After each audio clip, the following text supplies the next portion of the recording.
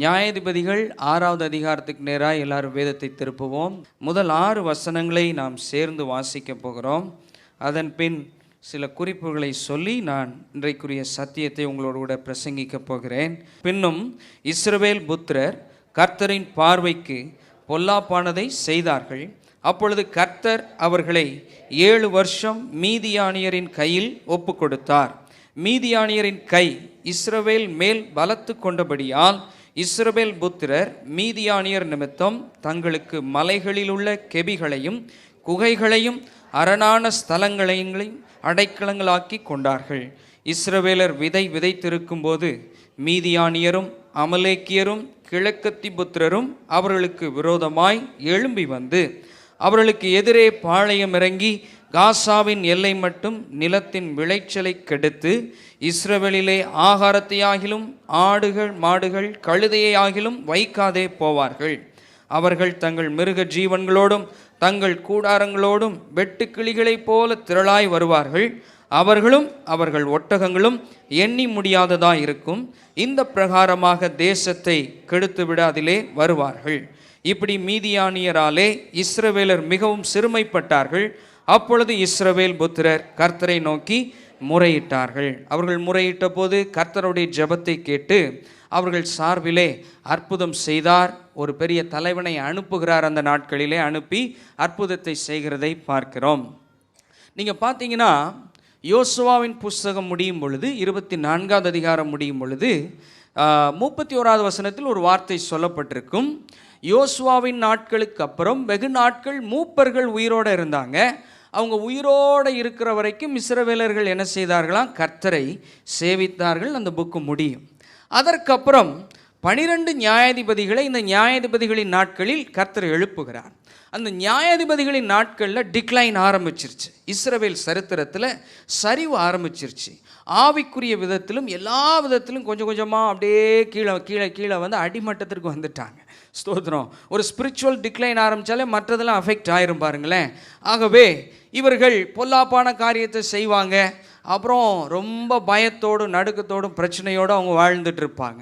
இப்படி டிக்ளைன் ஆரம்பித்தது நிமித்தம் அவ்வப்போது முறையிடும் பொழுது கர்த்தர் அவங்களுடைய ஜெபத்தை கேட்டு சில நியாயாதிபதிகளை, நல்ல நியாயாதிபதிகளை கர்த்தர் என்ன செய்தார்? ஏற்படுத்தினார். அப்படி ஏற்படுத்தும் பொழுதுதான் கிதியோன் என்கிற ஒரு நல்ல லீடரை அவங்களுக்கு கொடுக்கிறார். இந்த நாம் வாசித்த அந்த 6 வசனங்களின் பின்னணியை நான் உங்களுக்கு கொஞ்சம் சொல்லிவிட்டு அப்புறம் நான் உங்களுக்கு குறிப்புகளை நான் உங்களுக்கு சொல்கிறேன். அப்பொழுது இங்கே 3 விதமான கூட்டத்தாரை குறித்து சொல்லப்பட்டிருக்கும். மீதியானியர், அமலேக்கியர், கிழக்கத்தி புத்திரர் என்று 3 விதமான கூட்டத்தை குறித்து அங்கே சொல்லப்பட்டிருக்கும். இவர்கள் விதை விதைத்திருக்கும் பொழுது இவர்கள் எல்லாரும் வருவார்கள். ஸ்தோத்திரம். விதைப்பு என்பது ஒரு பிரயாசம். அப்புறம் விளைச்சல் வரும் பொழுது அதை கெடுத்துவிட வருவார்கள் என்ற வார்த்தை இருக்கும். விளைச்சலை கெடுக்க வருவார்கள். அதற்கப்புறம் இஸ்ரவேலிலே ஆகாரத்தையாகிலும் ஆடு மாடுகள் கழுதையாகிலும் வைக்காதை எடுத்து கொண்டு போவார்கள். அருமையான தேவனுடைய பிள்ளைகளே, இந்த காலவனுடைய செய்தியின் தலைப்பு பிசாசானவன் கெடுத்ததையும் எடுத்ததையும் பிடித்து கொள்வோம். கைகளை தலையிலையா சொல்லுவோம். ஏமேன், ஹல்லேலூயா. அவன் கெடுத்ததையும் எடுத்ததையும் என்ன செய்வோம்? நிச்சயமாய் சீக்கிரமாக என்ன செய்ய போகிறோம்? பிடித்து கொள்ள போகிறோம்ன்ற ஒரு வார்த்தையை கர்த்தர் கொடுத்தார். இந்த வசனங்களை தியானிக்கும் பொழுது அந்த வார்த்தை எனக்கு உண்டானது. ஆகவே விளைச்சலை கெடுக்கக்கூடிய ஒரு விதமான ஒரு கெட்ட ஸ்பாவம் அவர்களுக்குள்ளே இருந்தது. யாருக்குள்ள? அமலேக்கியருக்குள்ள. ஸ்தோத்திரம். அதன் பின் மீதியானியர், கிழக்கத்தி புத்திரர் என்று இருக்கும். சில காரியங்களை கெடுக்கக்கூடிய சில விஷயங்களை நீங்கள் பார்த்துட்டு இருக்கிற மாதிரி இருக்கலாம். ஆகவே தான் இவர்கள் வரும்போதெல்லாம் பயந்து பயந்து ஓடுவாங்க. மலைகளுக்கு ஓடிடுவாங்க. வீட்டை விட்டுட்டு அவங்களுடைய எல்லாத்தையும் ஆடு மாடுகள்லாம் விட்டுட்டு உயிர் பிழைச்சா போதுன்னு சொல்லிட்டு என்ன செஞ்சுருவாங்க? குகைகளுக்கு, கெபிகளுக்கு, என்ன தென்படுதோ அரணான ஸ்தலங்கள் எங்கே இருக்குதோ ஓடுப்பா ஓடுப்பான்னு எல்லாரும் ஓடி பயந்து பயந்து வாழ்ந்துட்டு இருந்தாங்க. அவங்களுடைய சத்தம் தூரத்தில் ஒட்டகங்களுடைய சத்தம் கேட்கும் பொழுதே இஸ்ரவேலர் எல்லாரும் ரெடி ஆயிடுவாங்க. ஐயோ வர்றாங்க அப்படின்னு சொல்லி என்ன செய்வாங்க? பயந்து ஓடுவார்கள். ஒருவேளை இன்னைக்கு சில நபர்களை குறித்து பயந்து போய் இன்னைக்கு ஆராதனைக்கு நீங்கள் வந்திருக்கலாம். சிலரை நினைக்கும் கேட்கும் பொழுதே எனக்கு ரொம்ப படபடக்குது, ரொம்ப பயமாக இருக்குது, அவங்கள பார்க்கும் பொழுதே ரொம்ப பயமாக இருக்குது. அவ்விதமான மனிதர்களை குறித்த சில பயத்தோடு இந்த இடத்துல வந்து நீங்கள் உட்கார்ந்துருக்கலாம். கர்த்தர் உங்களுடைய பயத்தை ஜெயமாய் மாற்றுவாராக. ஹல்லேலூயா. உங்களுடைய பயங்களெல்லாம் கர்த்தர் எப்படி மாற்றுவார்? ஒரு நாளிலே ஜெயமாய் மாற்றுவார். நான் ஏன் இந்த வசனங்கள்லாம் வாசிக்க சொன்னேன்னா, இந்த இஸ்ரவேல் ஜனங்கள் ட்ராக் மாறினதுனால தான் இந்த மாதிரி பிரச்சனைகள்லாம் அவங்களுக்கு என்ன செஞ்சிருக்கு, வந்திருக்கு. அப்படி இல்லாத பட்சத்தில் நான் விசுவாசிக்கிறேன், லாஸ் இல்லாமலே கர்த்தர் உங்களை நடத்த முடியும். விசுவாசிக்கிறீங்களா? ஹல்லேலூயா. எந்த ஒரு லாஸ் இல்லாமலேயும் கர்த்தரால் என்ன செய்ய முடியும்? நடத்த முடியும். சில சூழ்நிலைகளில் நம்முடைய விசுவாசத்தை சில சமயத்தில் புடமிடப்படுவது போல சில காரியங்கள் நடந்தாலும் கெடுக்கப்பட்டதையும் எடுக்கப்பட்டதையும் பிடித்து கொள்ளக்கூடிய ஒரு பாக்கியத்தை ஆவிக்குரிய பிள்ளைகளுக்கு கர்த்தர் கொடுத்திருக்கிறார். ஆமென். ஹல்லேலூயா. ஸ்தோத்திரம். ஆகவே இன்னைக்கு உங்களுடைய சரீர சுகம் கெடுக்கப்பட்டு வந்திருக்கலாம், இல்லைன்னா உங்களுடைய குடும்பத்தில் சமாதானம் சந்தோஷம் கெடுக்கப்பட்டு நீங்கள் வந்திருக்கலாம். திருமணமாகி 10 வருஷம் ஆயிடுச்சு, 10 வருஷமாயும் ஒரு நிம்மதியான ஒரு குடும்ப வாழ்க்கை இல்லை, சமாதானமாக நாங்கள் குடியிருக்க முடியல. ஆகவே எங்களுடைய சமாதானம் கெடுக்கப்பட்டு இந்த காலவெளியில் வந்திருக்கிறோம். என்ன சரின்னு தெரியலையே. சில முறைகளை நான் உங்களுக்கு சொல்லுவேன். வேதத்தின் அடிப்படையிலே இந்த எதிராளியானவனை தேவ ஜனங்கள் எப்படி மேற்கொண்டார்கள் சொல்லி சில முறைகளை நான் உங்களுக்கு இந்த வேதத்தின் அடிப்படையில் கற்றுக் கொடுக்க போகிறேன். ஒரு சிலர் தங்களுடைய தொழிலிலே சில காரியங்கள் கெடுக்கப்பட்டு வந்திருக்கலாம். புதுசாக ஒரு ஸ்கீம் இன்னைக்கு ஆரம்பிச்சிருப்பீங்க, இந்த மாதத்தில் அந்த ஸ்கீம் நல்லா வரும் நினைச்சிருப்பீங்க.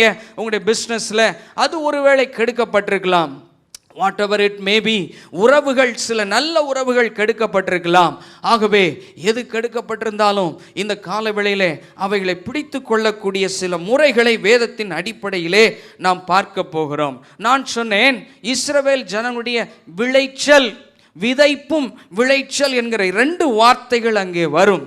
விதைப்பு என்பது பிரயாசம், விளைச்சல் என்பது அவங்க பட்ட பிரயாசத்திற்கான பலன். ஸ்தோத்திரம். மறுபடியும் சொல்லுகிறேன், விதைப்பு என்பது அவங்க எடுக்கக்கூடிய பிரயாசம், முயற்சி, எஃபர்ட்ஸ், அவங்களால என்னெல்லாம் செய்ய முடியுமோ அதெல்லாம் செஞ்சிருக்கிறாங்க. அந்த பிரயாசம் இன்னைக்கு காலவெளியில் சில பெற்றோர்கள் இந்த இடத்துல இருக்கிறீங்க. சில பெற்றோர்கள் யோசிக்கிறீங்க, பிள்ளைகளின் காரியத்திற்காக எவ்வளவோ பிரயாசப்பட்டு பிள்ளைங்களை ஹையர் ஸ்டடீஸ் படிக்க வைக்கணும், அங்கே சேர்க்கணும், இங்கே சேர்க்கணும், நல்ல இடத்துல படிக்க வைக்கணும்னு சொல்லி சில பிரயாசங்களை நீங்கள் எடுத்திருக்கலாம்.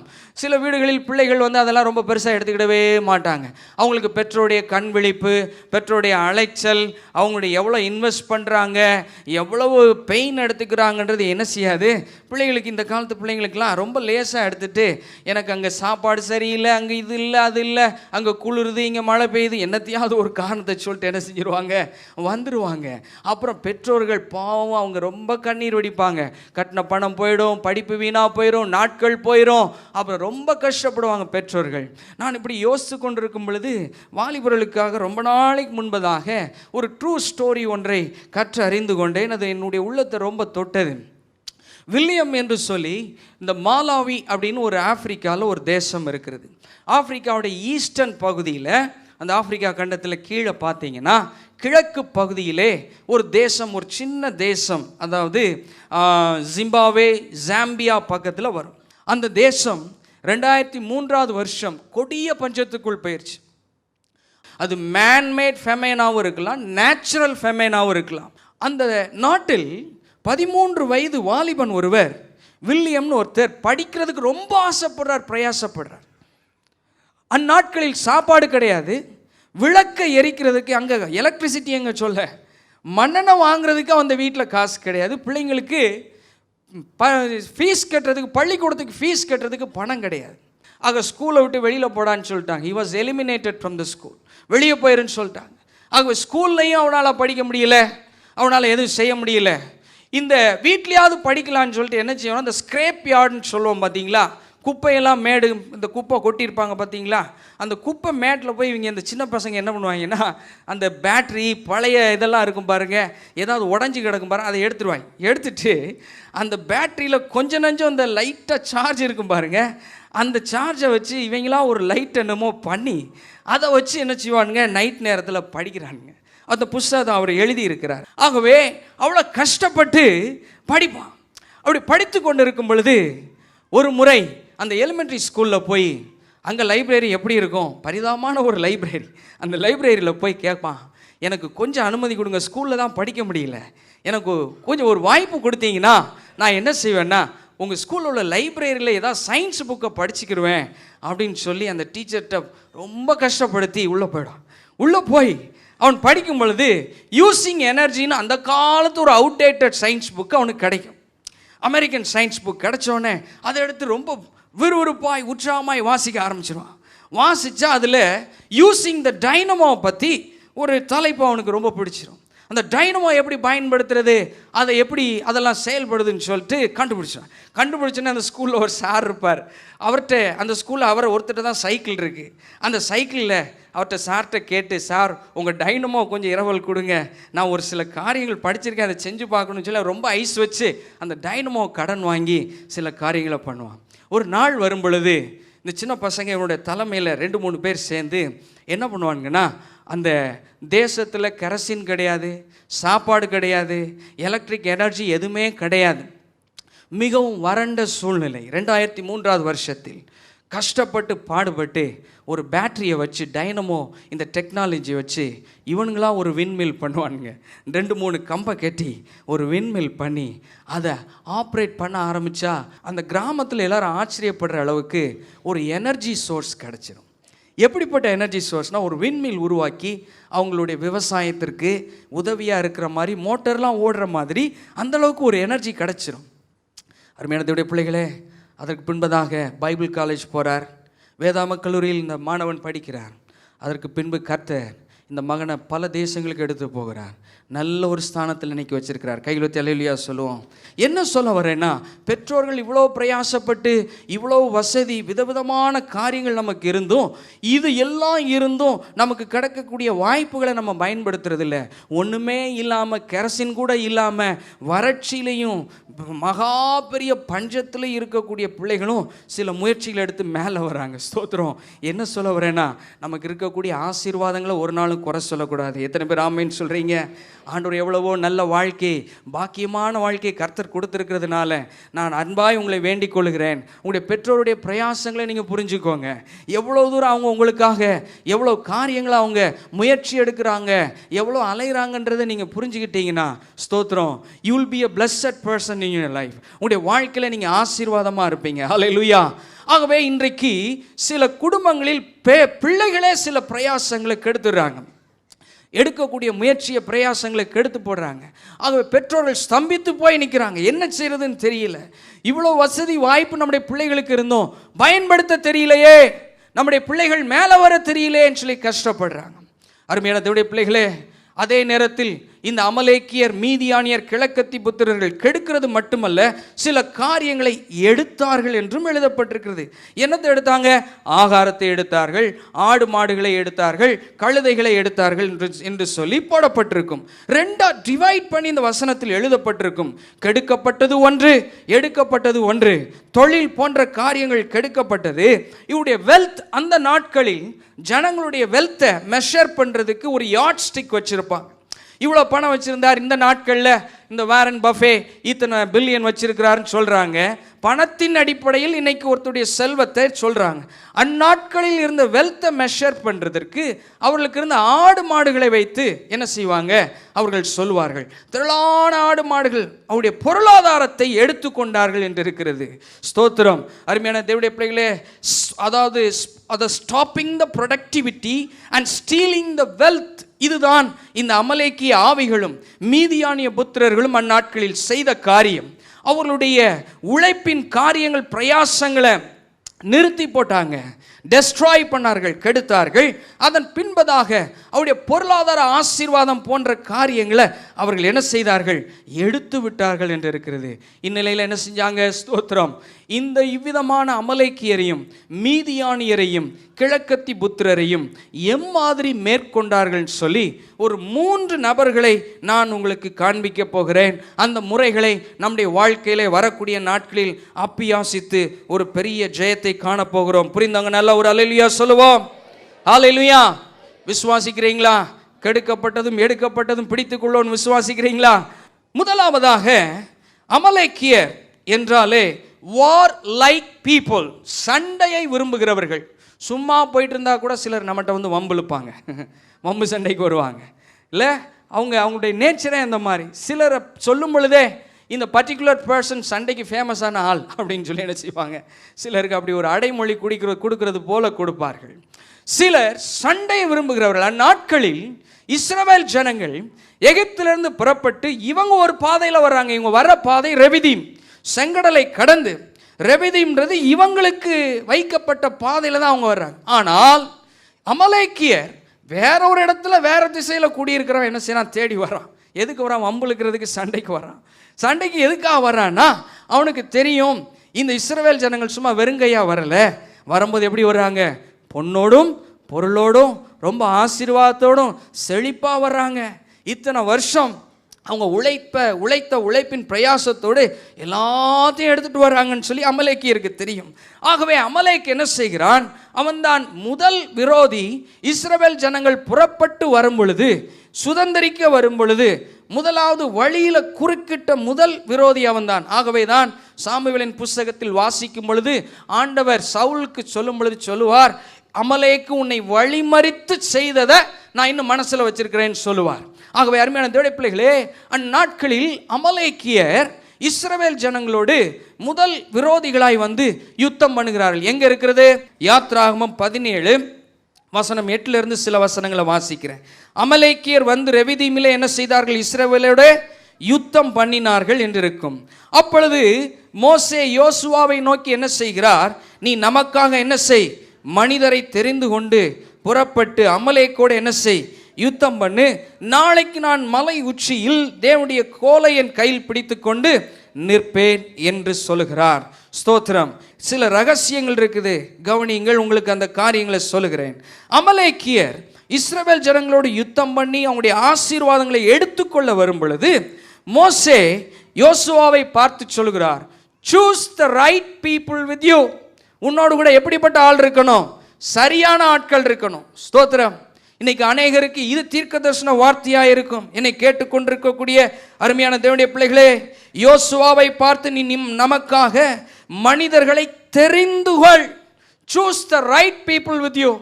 உங்களுடைய பிஸ்னஸாக இருக்கலாம், ப்ரொஃபஷனாக இருக்கலாம், இல்லை உங்களுக்கு இருக்கக்கூடிய ஃப்ரெண்ட்ஷிப்பாக இருக்கலாம், வாலிபர்களுக்கு இருக்கக்கூடிய நண்பர்கள் போன்ற காரியமாக இருக்கலாம். What ever it may B, choose the right people with you. யோசுவாவை பார்த்து மோசே சொல்லுகிறார், வரவனெல்லாம் கொண்டு வா அப்படின்லாம் சொல்லலை. எல்லா ஆட்களையும் கொண்டு வந்து யுத்தம் பண்ணி யாரெல்லாம் வர்றாங்களோ, நோ, அப்படி கிடையாது. இந்த அமலக்கைட் ஸ்பிரிட்டை ஓவர் கம் பண்ணுறதுக்கு you need right people with you. சரியான நபர்கள் உன்னோடு கூட இருக்க வேண்டும். உங்களுடைய வாழ்க்கையில் இன்னைக்கு சந்தித்து கொண்டிருக்கக்கூடிய சவால்களை மேற்கொள்ள சரியான நபர்கள் உங்களோடு இருக்கும் பட்சத்தில் எளிதாய் நீங்கள் மேற்கொள்ள முடியும். விசுவாசிக்கிறவர்கள் ஆமென் சொல்லுங்க. ஹல்லேலூயா. ஆகவே யோசுவாவை பார்த்து இதை சொல்லிட்டு அப்புறம் மோசே சொல்லுகிறார், நாளைக்கு அதிகாலமே. மோசே வந்து ரொம்ப ஹார்ட் ஒர்க்கருங்க, ரொம்ப ஹார்ட் ஒர்க்கர். நமக்கு ஏர்லி மார்னிங்னா 8 o'clock, அவருக்கு வந்து ஏர்லி மார்னிங்கிறது 4 மணி. சூரியன் உதிக்கிறதுக்கு முன்னாடி என்ன செஞ்சிருவார், போயிடுவார். அதே போல் அநேக இடங்களில் அவரை குறித்து சொல்லப்பட்டிருக்கும், அதிகாலமே மலையில் ஏறுவார். சோத்திரம். அதிகாலையில் எந்திரிக்கிறதே நமக்கு பெரிய விஷயம். ஆனால் இவர் என்ன செய்வாராம், மலையில் ஏறுவாராம். அதை யோசிச்சு பார்த்தா கஷ்டமாக இருக்கு. சீனாய் வனாந்தரத்தில் இருக்கும் பொழுது ஒரே பருவத்தில் ஏறார்.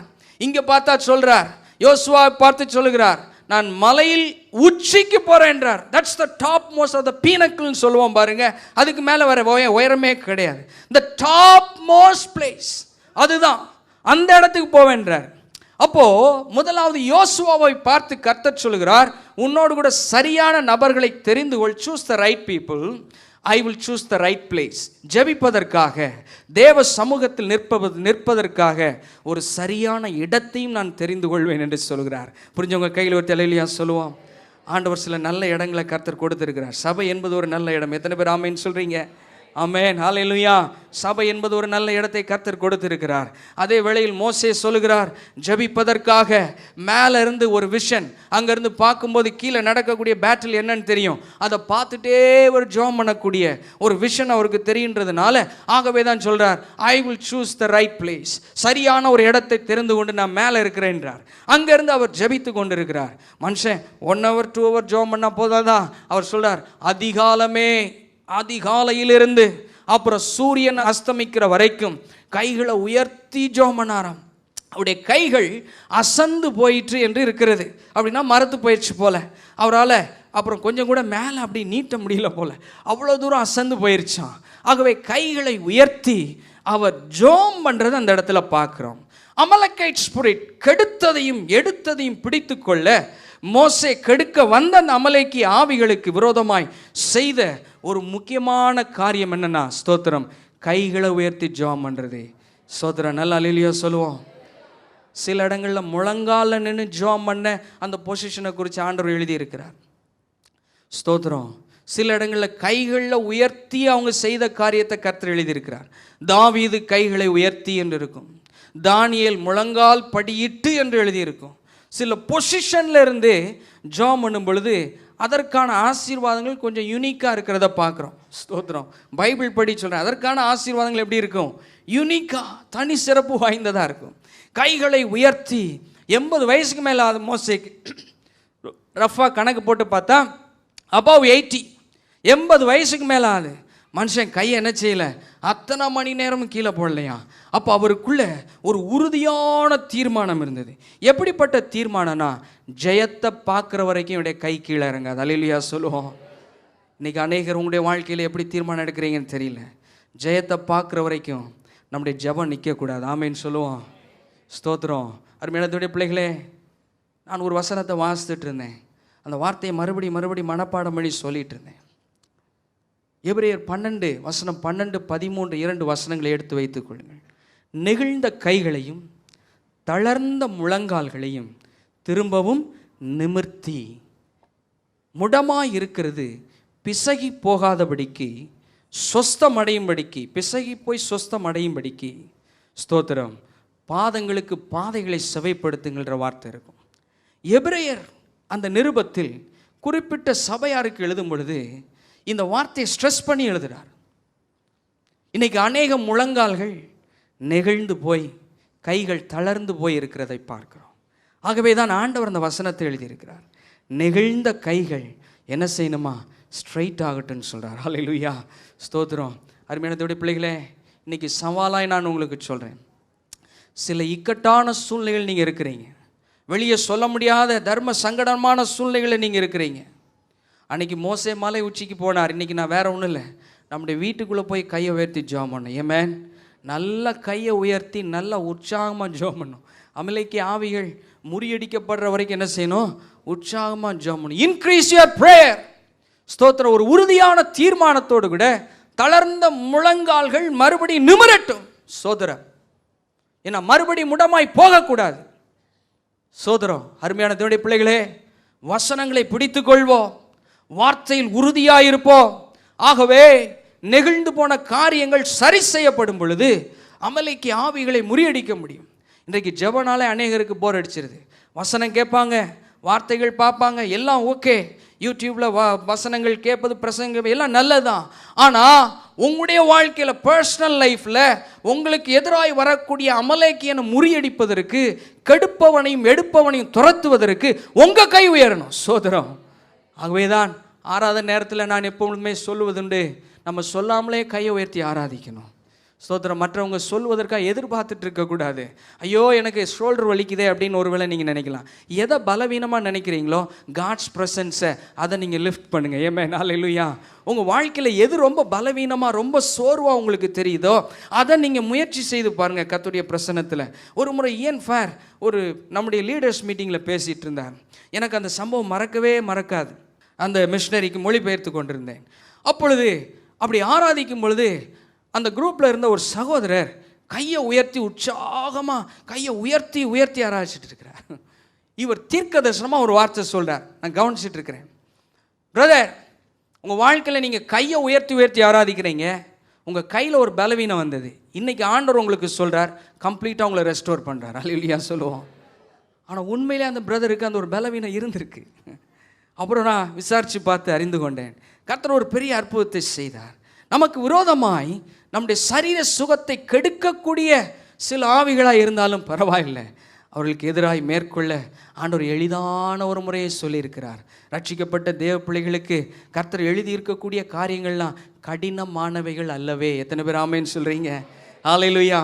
அப்பொழுதுதான் மோசே இதெல்லாம் முடிச்சுட்டு கையெல்லாம் உயர்த்தி முடிச்சதுக்கப்புறம் கடைசி அங்கே ஒரு பலிபீடத்தை கட்டி அந்த இடத்துக்கு ஒரு பேர் வச்சாராம். என்ன பேர் என்றால் யெகோவா நிசி. ஹல்லேலூயா. என்ன பேர் வைக்கிறார்? Jehovah நிசினா he is my banner. ஹல்லேலூயா. அவர் எப்படி இருக்கிறார்? he is my banner right now.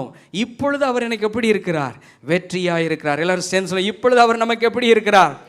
முதல் முறை மோசே சொல்லுகிறார், யுத்தம் முடிஞ்சிருச்சு, கையெல்லாம் அசந்து போயிருச்சு, எல்லாம் முடிஞ்சதுக்கு அப்புறம் அவர் கையை உயர்த்தினதற்கான ஒரு அடையாளத்தையும் ஒரு பேரையும் ஆண்டவர் கொடுக்கிறார். ஐ ஆம் Jehovah, I am your banner. ஹல்லேலூயா. நான் யெகோவா தேவன், நான் உனக்கு எப்படி இருக்கிறேன்? துணையா இருக்கிறது மட்டுமல்ல, நானே உனக்கு ஜெயமா இருக்கிறேன் என்றார். ஹல்லேலூயா. ஸ்தோத்திரம். ஆகவே அமலேக்கிய ஆவிகளை சில தேவ மனிதர்கள் சில ஆவிக்குரிய முறைகளை கொண்டு மேற்கொள்ளுகிறதை பார்க்கிறோம். ஆகவே சோர்வா, தாங்க முடியாத சோர்வா, பிரச்சனையா, கைகளை உயர்த்தி நாம் ஆராதிக்கும் பொழுது பெரும் வெற்றியை கர்த்தர் என்ன செய்வார்? நமக்கு தருவார் என்பதில் சந்தேகமில்லை. இரண்டாவதாக, மீதியானியர் என்றாலும் கிழக்கத்தி புத்திரர் என்றாலும் ரெண்டு பேரும் ஒரே குரூப் தான்.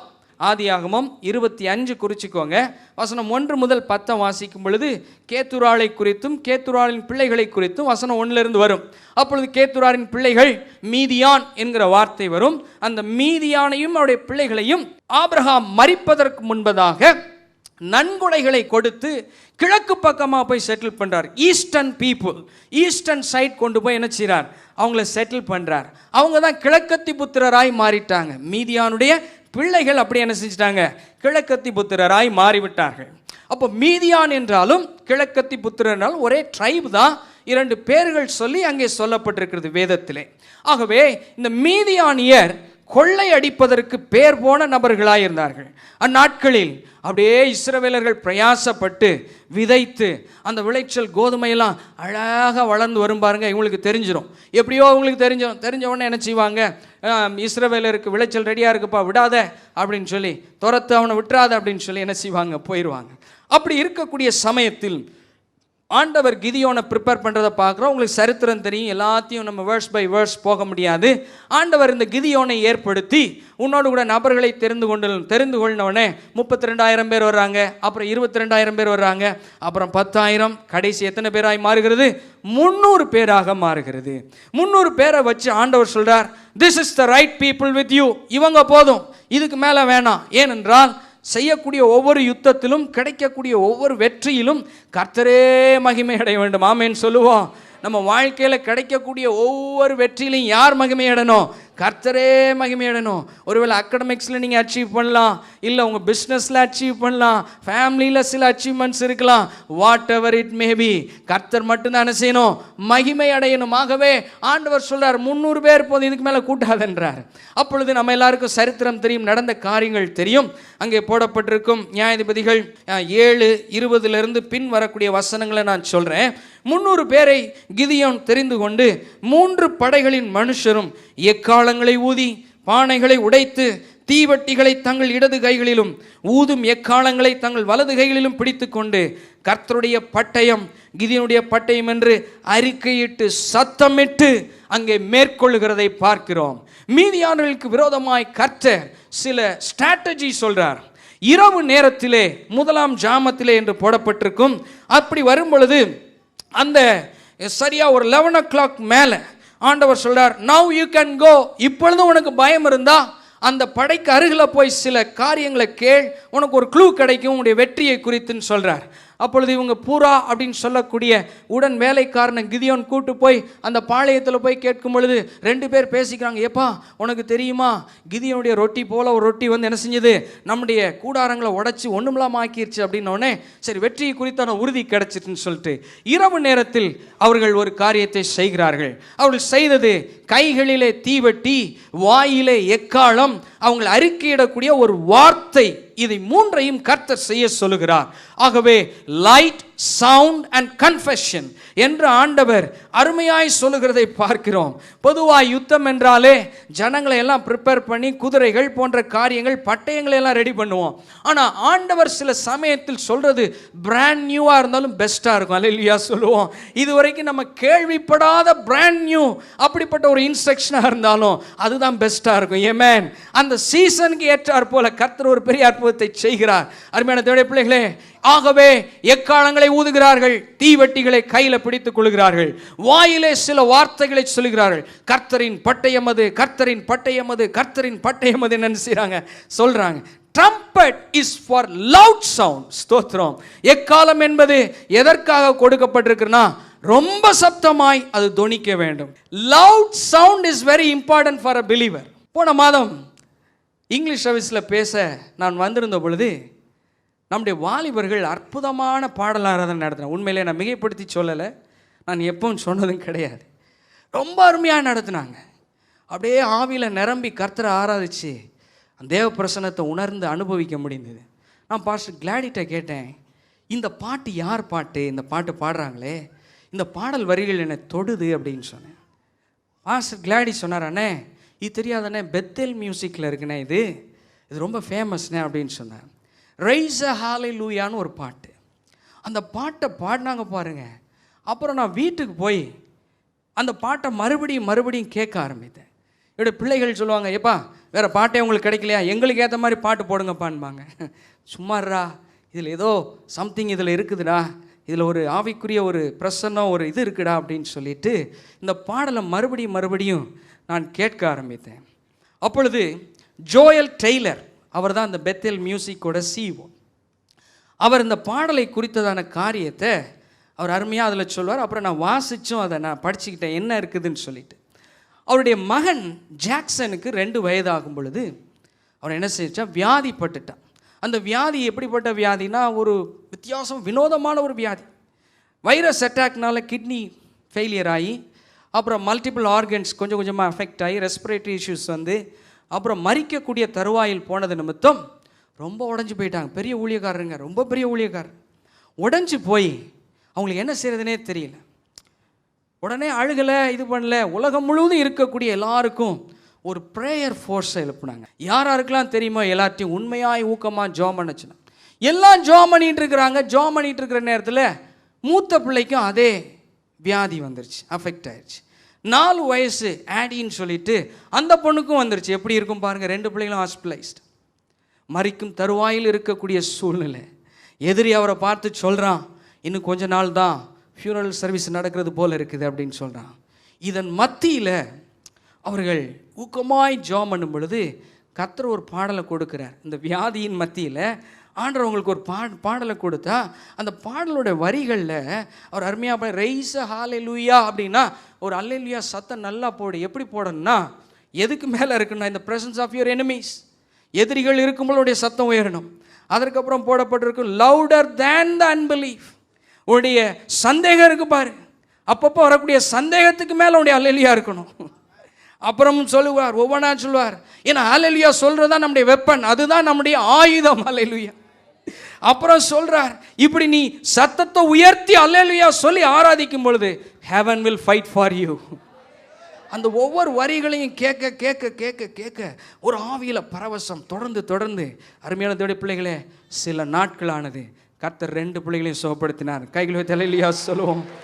கெடுக்க வந்த எடுக்க வந்த ஸ்தோத்திரம், அந்த ஆவிகளை முறியடிக்க கர்த்தர் இந்த சப்தத்தை பயன்படுத்துகிறார். அல்லேலூயா சொல்லுவோம். வேதத்தில் எல்லாருக்கும் தெரிஞ்ச வசனம் இருக்கு, எல்லாரும் அந்த வசனத்தை அறிக்கையிட போகிறோம். திருடன் திருடவும் கொல்லவும் அழிக்கவும் வருகிறானே அன்றி வேறொன்றுக்கும் வரா, ஆனால் நானோ அவைகளுக்கு ஜீவன் உண்டாயிருக்கும், அந்த ஜீவன் பரிபூர்ணப்படவுமே வந்து. கைகளை அசைத்து ஆண்டவர் மகிமைப்படுத்தும். He won't take but he will give. அல்லேலூயா. பிசாசானவனுக்கு கொடுத்து எடுக்க தெரியும், ஆனால் நம்முடைய ஆண்டவர் கொடுத்ததை எடுக்க மாட்டார், இன்னும் கொடுப்பார். ஆமென். நானோ அவைகளுக்கு ஜீவன் உண்டாயிருக்கவும் அந்த ஜீவன் பரிபூர்ணப்படம் வந்தேன் என்றார். நான் சின்ன பிள்ளையாக இருக்கும்போது, நான் 30 வருஷத்துக்கு முன்னாடி சொல்கிறேன், என்னுடைய தகப்பனார் பெந்தைகோஸ்தே அனுபவத்தில் இருந்தவர். CSI இந்த மெயின் லைன் சர்ச்லேருந்து வந்தவங்க. அந்த ரட்சிப்பின் அனுபவம், அபிஷேகம் அவங்களுக்கு இருந்ததுனால மார்க்கெட் பிளேஸ், மெயின் ரோடு எங்கே போனாலும் யாரையாவது ஒரு பிலீவரை பார்த்தா சும்மாவே எங்கள் அப்பா இருக்க மாட்டார். ப்ரைஸ் லார்ட்னு சாதாரணமாக நம்ம சொல்லுவோம். அவர் ரொம்ப சத்தமாக ப்ரைஸ் லார்ட்ன்பார். எனக்கு ரொம்ப கஷ்டமாக இருக்கும். அப்பா கூட நடந்து போகிறதுக்கே கஷ்டமாக இருக்கும். ஐயோ, யாரை பார்த்து ப்ரைஸ் லார்ட் சொல்ல போகிறாரோ அப்படின்னு. அப்போ ஒரு டாக்டர், எங்களுடைய உறவினருடைய டாக்டர் வீட்டுக்கு போவோம். அந்த வீட்டுக்கு போனோடனே அங்கே இருக்கிற குட்டி பிள்ளை சொல்லுவோம், ப்ரைஸ் லார்ட் தாத்தா வந்துட்டாரா அப்படின்னு சொல்லுவோம். ஸ்தோத்திரம். அருமையான தேவனுடைய பிள்ளைகளே, எனக்கு அந்த நாட்களில் அவங்களுக்கு அந்த வெளிப்பாடு இருந்ததா என்னன்னு தெரியல. கிதியோனை பார்த்து கர்த்தர் சொல்கிறார், ரைஸ் யுவர் வாய்ஸ், உங்களுடைய சத்தம் உயரட்டும். அல்லேலூயா. முதல்ல உங்களுடைய காதுகள் கேட்க சத்தம் உயரணும். அடுத்ததாக பக்கத்தில் இருக்கிறவங்க கேட்குற மாதிரி சத்தம் உயரணும். ஆமென். மீதியானியர் கெடுக்கும் எடுக்கும் வர்றவனை அவன்கிட்ட போய் பிடிக்கிறதற்கும் அவனை துரத்துவதற்கும் ரைஸ் யுவர் வாய்ஸ். சோத்திரம். அப்போஸ்தலர் 16வது அதிகாரம் வரும்பொழுது எல்லாருக்கும் தெரிஞ்ச சரித்திரம். அப்போஸ்தலர் 16ல் பவுலும் சீலாவும் என்ன செய்கிறாங்க, சிறைச்சாலைக்குள்ளே இருந்து நல்ல சப்தமாய் பாடினார்கள். எப்படி பாடினாங்களா? சப்தமாக பாட, மற்ற பிரிசனர்ஸ்லாம் கேட்குற மாதிரி பாடி இருக்கிறாங்க. Louder than your unbelief. ஸ்தோத்திரம். Louder than your unbelief and doubt, louder than your fear. நீங்கள் சொல்லக்கூடிய அல்லேலூயாவும் சத்தமும் எல்லாவற்றுக்கும் மேலே இருக்கும். இந்த மிட்ஸ்ட் ஆஃப் அ ஸ்டார்ம், புயல்கள் மத்தியில் நம்முடைய சத்தம் உயர்ந்திருக்கணும். எத்தனை பேர் ஆமேன்னு சொல்கிறீங்க? புயல்கள் மத்தியில் உயர்ந்திருக்கணும். அருமையான தேவனுடைய பிள்ளைகளே, கிதியோனுக்கு கர்த்தர் ஒரு பெரிய வெற்றியை கொடுத்தார். நான் யோசித்து பார்த்தேன், 3 பக்கத்தில் மாத்திரம் நில்லுங்கன்றார். ஏன் ஒன் சைடு கொடுக்குறாருன்னா, ஒன் சைடு அவன் தப்பிச்சு பழச்சி ஓடட்டும். 400 பேர் தான் ஓடுறான். அதற்கப்புறம் அதில் இருக்கக்கூடிய ஒரு காரியம் என்னென்னா, சில சமயங்களில் நமக்கு விரோதமாக எழும்பக்கூடிய எதிரிகள் மத்தியில் கர்த்தர் குழப்பங்களை உண்டு பண்ணுவார். அவங்களுக்கே தெரியாது, என்ன நடக்குன்னே தெரியாது. He will give them a confusion. அவங்க வாழ்க்கையில் இதுவரைக்கும் பார்க்காத கன்ஃபியூஷனை எதிரிகளுக்கு கொடுத்துருவார். நம்ம ஜாம் பண்ணும் கூட அவசியம் இல்லை, அவங்களே கன்ஃபியூஸ் ஆயிடுவாங்க, என்ன நடக்குன்னே தெரியாது. அருமையான தேவனுடைய பிள்ளைகளே, இந்த மீதியானியர்களும் இந்த கிழக்கத்தி புத்திரர்களும் தேசத்தை கெடுக்க வந்தவர்கள். ஆகவே இஸ்ரவேல் ஜனங்களுக்கு விரோதமாக எழும்பி அவங்க வர்றவங்க சும்மா 1 நாள் 2 நாள் தான் நான் யோசிச்சுட்டு இருந்தேன். நேற்று தான் கவனித்து வாசித்து பார்க்கும்போது எனக்கு தெரிஞ்சது, கூடாரங்களோடு வருவாங்களாம். வரும்போது எப்படி வருவாங்களா? டென்ட்டோடு வருவாங்க.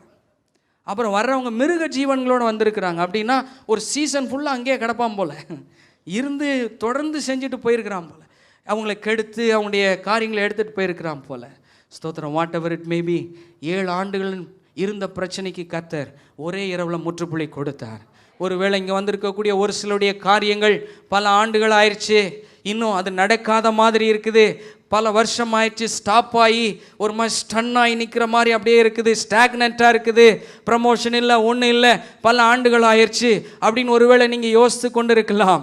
ஆகவே உங்களுடைய சத்தத்தை உயர்த்தி நீங்கள் கர்த்தரை உயர்த்தும் பொழுது, அல்லேலூயா சொல்லி கர்த்தரை துதிக்கும் பொழுது, கர்த்தர் ஒரு பெரிய அற்புதத்தை செய்ய அவரும் ஆயத்தமாக இருக்கிறார்.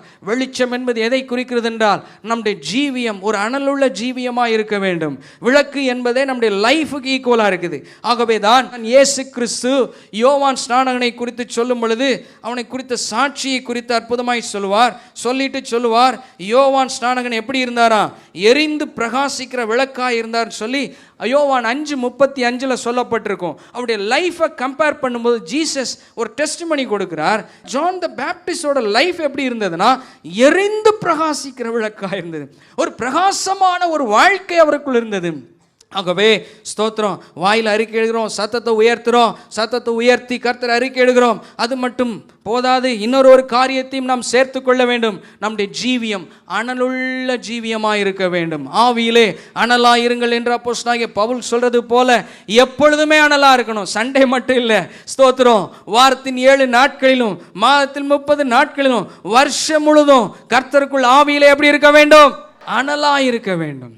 அப்படி இருக்கும் பட்சத்தில் ஸ்தோத்திரம், மீதியானியரை துரத்த கர்த்தர் உங்களுக்கு என்ன செய்வார்?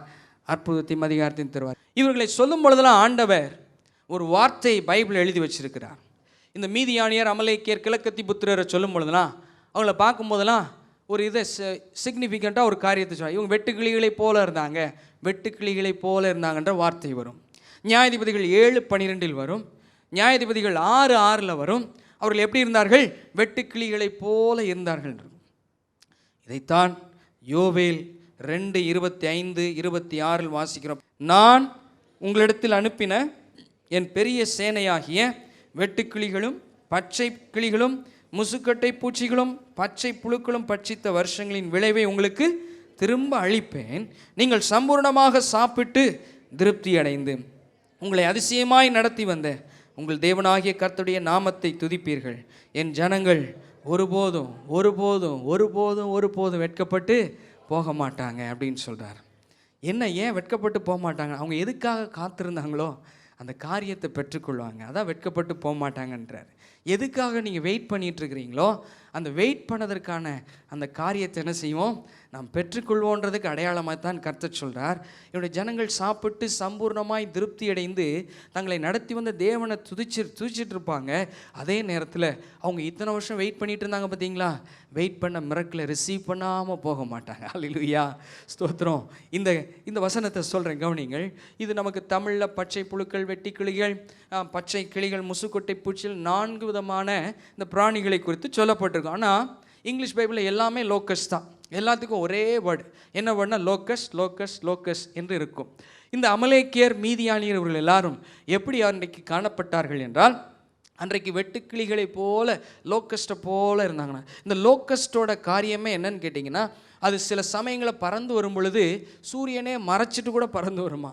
அப்போ கீழே சரியாக லைட்டு கூட தெரியாதான். அவ்வளோ திரளாய் வரக்கூடிய வெட்டுக்கிளிகள். ஆகவே தான் ஆண்டவர் அவர்களை வெட்டுக்கிளிகளுக்கு ஒப்பிட்டு சொல்லப்பட்டிருக்கிறார். நம்ம பார்க்கக்கூடிய இந்த பச்சை விட்டில் இருக்குது பாருங்கள், அதை பற்றி சொல்லலை. இந்த லோக்கஸ்ன்றது கொஞ்சம் பெரிதான ஒரு பிராணி. ஆகவே அதை குறித்து எழுதி வைத்திருக்கிறார். அவங்கள சொல்லும் பொழுது அந்த அளவுக்கு அவங்க நினச்ச படையெடுத்து வந்து ஒன்று போல் வந்து எடுத்துகிட்டு போகக்கூடிய அந்த ஒரு காரியத்துக்கு அடையாளமாய் சொல்லப்பட்டிருக்கிறது. ஒருவேளை இதுவரைக்கும் நீங்கள் பல காரியங்களை சவதரித்து சேமித்து வைத்ததை யாராவது ஒருத்தங்க எடுத்துட்டாங்க, இல்லை இழந்து போயிட்டோம் அப்படின்ற சூழ்நிலையில் மன துக்கத்தோடு பாரத்தோடு வந்திருந்தீங்கன்னா உங்களுக்கான வார்த்தை இதுதான். இத்தனை ஆண்டுகளும் நீங்கள் பிரயாசப்பட்ட அந்த விளைச்சலின் பலனை, வருஷங்களின் விளைவை ஆண்டவர் உங்களுக்கு திரும்ப அளிப்பார். ஹல்லேலூயா சொல்லுவோம். He will give back to you. எப்படி கொடுப்பார் அப்படின்றதான், அதுதான் அதிசயம். 430 வருஷம் எகிப்திலே ஜனங்கள் போய் அவங்க வேலை செஞ்சிட்டே இருக்கிறாங்க, கடினமான உழைப்பு உழைக்கிறாங்க. ஆண்டவர் குறிப்பிட்ட அந்த வருஷம், அந்த நாள், அந்த டைமை சொல்கிறார். இன்று இரவு போய் அவனவன் தன் அயலகத்தானிடம் போய் என்ன செய்யணும், நீ கேள், அவர்கள் கொடுப்பார்கள்னு சொல்கிறார். ஆச்சரியமாக இருக்குது. இதுவரைக்கும் இஸ்ரவேல் ஜனங்கள் எகிப்தியரிடம் அடிமைகளாய் வேலை பார்த்தாங்க. இதுவரைக்கும் அவங்க ட்ரீட் பண்ணது மாஸ்டர் ஸ்லேவ் ரிலேஷன்ஷிப். எப்படிப்பட்ட ரிலேஷன்ஷிப்? அவங்க மாஸ்டர்ஸ், இவங்க யார்? ஸ்லேவ், அடிமைகள் இவங்க எல்லாரும். ஆகவே ஈவு இறக்கம் இல்லாமல் நடத்தப்பட்ட அந்த இஸ்ரவேல் ஜனங்கள்கிட்ட கர்த்தர் சொல்கிறார், இன்றைக்கி ஒரு டைம் வச்சுருக்கிறேன். 430 வருஷம் நீங்கள் ஒர்க் பண்ணியிருக்கிறீங்க. அந்த 430 வருஷத்துக்கான வேஜஸ், போனஸ் எல்லாம் சேர்த்து இன்றைக்கி நைட்டு போங்க. ரொம்ப நீங்கள் ரிஸ்க்லாம் எடுக்க வேணாம். கேள், கொடுப்பார்கள். கைகள் தலையிலையா சொல்லுவோம். Just ask, they will give it to you. ஆச்சரியமாக இருக்கு பாருங்கள். கேட்டால் என்ன செஞ்சுருவாங்க? கொடுத்துருவாங்களாம். ஆச்சரியமாக இருக்கிறது. ஆகவே நீ டிமாண்ட் பண்ண அவசியம் இல்லை. அதுலேயும் கர்த்தர் ஒரு க்ளூ கொடுக்குறார். என்ன க்ளூ கொடுக்குறாருனா, நீ கேட்கும் பொழுது ஆமாம் யூஸ்டு பொருள் அப்படிலாம் கேட்காத, சாதாரண இதை கேட்காத, பொன்னையும் வெள்ளியும் கேள்ன்றார். Because you deserve the best one. ஆகவே ஆண்டவர் சொல்லுகிறார், நீ உன்னுடைய அயலகத்தானிடம் போய் கேட்கும் பொழுது எதை கேட்கணும்? பொன் வெள்ளி போன்ற காரியங்களை நீ கேட்கணும். ஏன்னா அந்த அளவுக்கு நீங்கள் ஒர்க் பண்ணியிருக்கிறீங்க, ஹார்ட் ஒர்க் பண்ணியிருக்கிறீங்க, எவ்வளோ கிரையம் செலுத்தியிருக்கிறீங்க, எத்தனையோ வருஷங்கள் அடி பாடுகள், தூக்கமின்மை, மென்டல் ஸ்ட்ரெஸ்ஸு, கண் விழிப்பு, அவ்வளோ தூரம் நீங்கள் பாடுபட்டிருக்கிறீங்க. I will pay to you right now அப்படின்னு சொல்லிட்டு இது எல்லாம் உங்களுக்கு தருவேன்னு சொல்லி அன்னைக்கு இரவு கர்த்தர் ஒரு அற்புதத்தை செய்கிறார். There was a transfer. ஒரு ஆன்லைன் டிரான்ஸ்ஃபர் மாதிரி அன்னைக்கு ஒரு ஆன்லைன் டிரான்ஸ்ஃபர் நடந்திருக்குது. அல்லேலூயா சொல்லுவோம். அருமையான தேவனுடைய பிள்ளைகளே, கர்த்தர் தம்முடைய ஜனங்களை நிறைவோடு அனுப்புகிறதை பார்க்கிறோம். அத்தனை வருஷங்கள் அழுகை பாடுகள் எல்லாம் இருந்தாலும் அவருடைய அழுகையை ஆனந்த கழிப்பாய் கர்த்தர் மாற்றுகிறார். அது எந்த டைமில்? மிட் நைட்டில் ஒரு பெரிய இமோஷனல் சேஞ்ச் நடக்கிறது. நடு இரவிலே கர்த்தர் ஒரு ஆனந்த கழிப்பாக, செலிப்ரேஷன் டைமாக ஆண்டவர் மாற்றி அனுப்புகிறதை பார்க்கிறோம். என்ன சொல்ல வரேன்னா, பல ஆண்டுகள் பட்ட பிரயாசமாக இருக்கலாம், பல ஆண்டுகள் உழைத்த உழைப்பாக இருக்கலாம், பல ஆண்டுகள் எடுத்த முயற்சியாக இருக்கலாம், பல ஆண்டுகள் கிரயம் செலுத்தினதாக இருக்கலாம், பல ஆண்டுகள் நம்முடைய ஊழியத்திலே நாம் செய்த வேலைகளாக இருக்கலாம், அதற்கான பலன் இதுவரைக்கும் ஒன்றும் வரலையே. சில சமயங்களில் அதெல்லாம் நம்ம மறந்து கூட போயிருக்கலாம். ஆனால் ஆண்டவர் எல்லாவற்றையும் ஞாபகத்தில் வைத்திருக்கக்கூடிய சர்வ ஞானி. நம்முடைய பிரயாசங்களின் பலனை ஒரே நாளில் ஒரு வருஷத்தில் எல்லாத்தையும் பே பண்ண முடியும். அல்லேலூயா சொல்லுவோம். ஹல்லேலூயா, ஹல்லேலூயா. கர்த்தர் நல்லவரா இல்லையா? ஆமாம், உலகத்தில் உள்ளவங்க தான் போனால் போட்டுன்னு பாடுவாங்க. ஆனால் பைபிளில் ஆண்டவர் சொல்லியிருக்கிறார், நீங்கள் விட்டதையும் பெற்றுக்கொள்வீங்கன்னு சொல்லியிருக்கிறார். இல்லை, அதான் பைபிள். ஸ்கிரிப்சரை நம்ம விசுவாசிக்கிறோம். ஆமாம், சிலருக்குள்ளே அப்படிப்பட்ட குணங்கள் இன்பான் இருக்கும். That is good. இவருடைய பயணம் 2 வாரத்துக்கு முன்பதாக நாங்கள் ஒரு இடத்துக்கு போயிருந்தோம். சென்னை பக்கத்தில் ஒரு இடத்துக்கு போயிட்டு எங்களுடைய ரிலேட்டிவ் வந்திருந்தான். வந்திருக்கும் பொழுது அவன் அந்த கார்லேயே இருந்தான். காரணம் அந்த கார் புது கார், எங்கள் கார் பழைய கார். அந்த கார்லேயே இருந்தான். நான் சொல்லிகிட்டே இருந்தேன், டேய் அடி வாங்க போகிறேன், சீக்கிரம் வந்துட்டு டைம் ஆகிடுச்சு, வீட்டுக்கு போகணுன்னு சொல்லிகிட்டே இருக்கேன். வரவே இல்லை. அப்புறம் அவனை கொஞ்சம் பலவந்தம் பண்ணி இழுத்துட்டு வரும்போது ஒரு காரியம், டாடி என்னுடைய கேப் அங்கே விட்டுட்டேன்னு சொன்னான். எங்கள் வீட்டிலே அவனுக்கு கொஞ்சம் என்னென்னா, எந்த ஒரு காரியத்தையும் மிஸ் பண்ணுறதுக்கு அவனுக்கு மனசு வராது. அவன் ரொம்ப கவனமாக இருப்பான் அவனுடைய காரியத்தில். அவன் சொல்கிறான், அந்நேரத்தில் அதை நான் ரொம்ப காதில் வாங்காமல் பிடிச்சி இழுத்துட்டு வந்து காரில் உட்கார வச்சுட்டு ட்ரைவ் பண்ணி எத்தனையோ கிலோமீட்டர் தாண்டி வந்துட்டோம். டுவர்ட்ஸ் பாண்டிச்சேரி வந்துட்டோம். ஒரு 1/2 மணி நேரம் இருக்குன்னு நினைக்கிறேன். அவன் மைண்ட்லேருந்து அது போகாமன்னு சொல்கிறான், டாடி என் கேப்பை எடுத்தீங்களான்னு கேட்டான். எனக்கு ரொம்ப கஷ்டமாக போச்சு. ஐ எம் ஸோ சாரி, நான் விட்டுட்டேன்னு சொன்னேன். என்ன சொல்ல வரேன்னா, ஒரு சிறு பிள்ளை அவனுக்குள்ளேயே சில காரியங்களை நம்ம விடக்கூடாது. ஏன்னா அது நம்மளுடையது. That is mine. எனக்காக நீங்கள் வாங்கி கொடுத்தது. நீங்கள் பணம் அதுக்காக என்ன செஞ்சுருக்கீங்க, செலவு பண்ணியிருக்கிறீங்க.